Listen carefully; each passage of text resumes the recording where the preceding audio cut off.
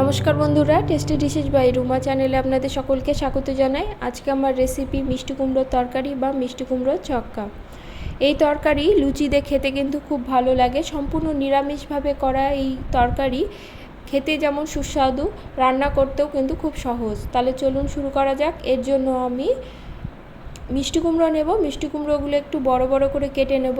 আর নেব আলুটাও কিন্তু আমি একটু বড় বড় করে কেটে নিয়েছি। এছাড়াও নিয়েছি নারকেল কোড়া।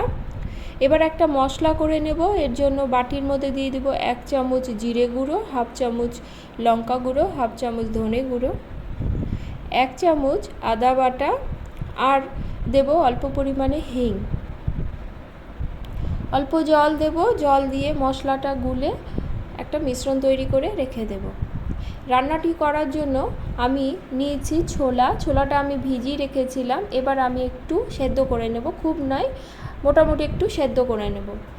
রান্নাটি করার জন্য আমি কড়া বসিয়ে দিলাম, দিয়ে দিলাম বেশ কিছুটা সর্ষের তেল। তেল গরম হলে বড় এবং ডুমো করে কেটে রাখা মিষ্টি কুমড়োগুলো দিয়ে একটু লাল লাল করে ভেজে নেব। মিষ্টি কুমড়োগুলো কিন্তু আমার ভাজা হয়ে গেছে। এবার মিষ্টি কুমড়োগুলোকে আমি তুলে নেব।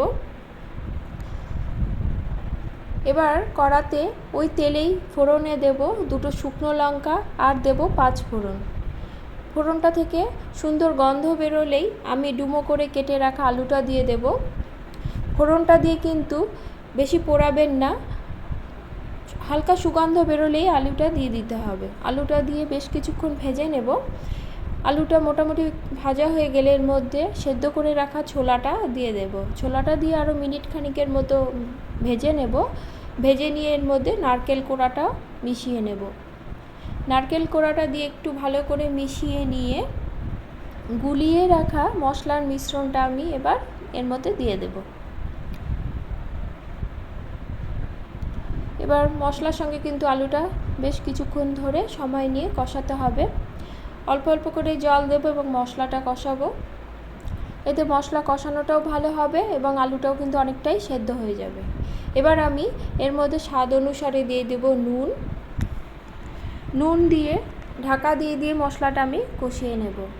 মশলাটা আমার কষানো হয়ে গেছে, তেল ছাড়তে শুরু করেছে। এবার আমি এর মধ্যে ভেজে রাখা মিষ্টি কুমড়োগুলো দিয়ে দেব।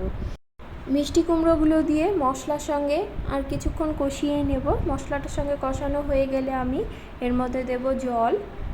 খুব একটা জল দেবার দরকার নেই, কারণ সবজির আলুটা অনেকটাই সেদ্ধ হয়ে গেছে আর মিষ্টি কুমড়োগুলো কিন্তু গোটা গোটাই ভালো লাগে। ঢাকা দিয়ে 5 থেকে 7 মিনিটের মতো রান্না করে নেব। ছোলাটা তো আমার সেদ্ধ ছিলই, তো ছোলাটা সেদ্ধ হয়ে যাবে। আলুটাও দেখুন আমার সেদ্ধ হয়ে গেছে, মিষ্টি কুমড়োটাও কিন্তু আমার সেদ্ধ হয়ে গেছে। রান্নাটি কিন্তু প্রায় শেষ পর্যায়ে। এবার আমি এর মধ্যে অল্প পরিমাণে চিনি দেব, কারণ মিষ্টি কুমড়ো কিন্তু মিষ্টি হয়। আর দেব ভাজা মশলাটা দিয়ে ভালো করে মিশিয়ে নেব। মিশিয়ে নিয়ে গ্যাসের ফ্লেমটা একদম লোতে করে দিয়ে মিনিট খানেকের মতো রেখে দেব। এবার এর মধ্যে দিয়ে দিব 1 চামচের মতো ঘি দিয়ে ভালো করে মিশিয়ে গ্যাসের ফ্লেমটা অফ করে পরিবেশনের পালা। আমার আজকের এই নিরামিষ মিষ্টি কুমড়োর তরকারিটি আপনাদের কেমন লেগেছে কমেন্টে জানাবেন এবং ভিডিওটি ভালো লাগলে লাইক কমেন্ট করবেন এবং সাবস্ক্রাইব করে পাশে থাকবেন। দেখা হবে পরের কোনো রেসিপি নিয়ে। সকলে খুব ভালো থাকবেন। ধন্যবাদ সকলকে।